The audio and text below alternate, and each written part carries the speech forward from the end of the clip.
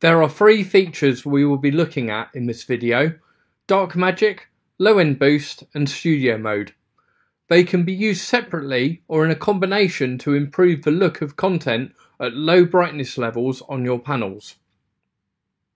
LED panels are a fantastic tool for building video displays, but can suffer when they are used at low brightness levels, due to the way the data to the LEDs is refreshed. Commonly, this can manifest as regions of colour or intensity where a smooth gradient should be visible, but in fact we see sections or regions with hard borders in between. This is often called banding.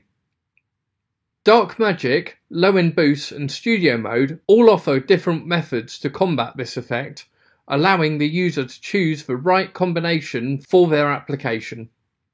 Dark Magic is a tool which applies a sophisticated mix of temporal and spatial dithering to the panels to effectively smooth out the borders between regions of colour at low brightness.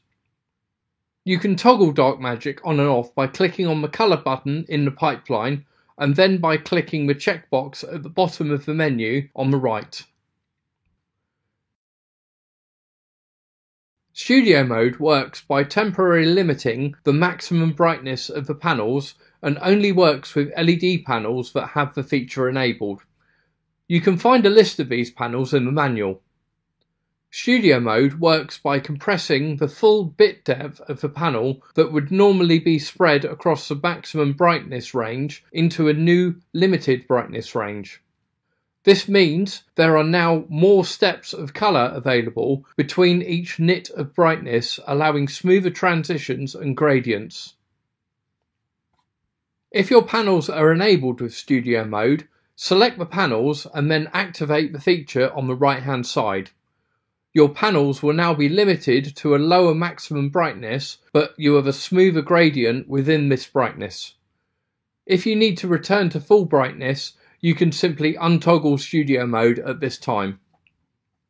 Finally, Low End Boost.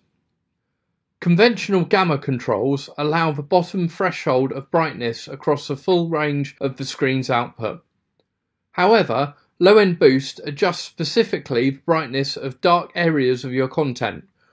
This can dramatically improve darker areas of your image, showing more detail. However, as a default, it's set to 0. As in some cases it can show limitations of your content where it has been compressed by the codec or camera noise which would usually remain hidden.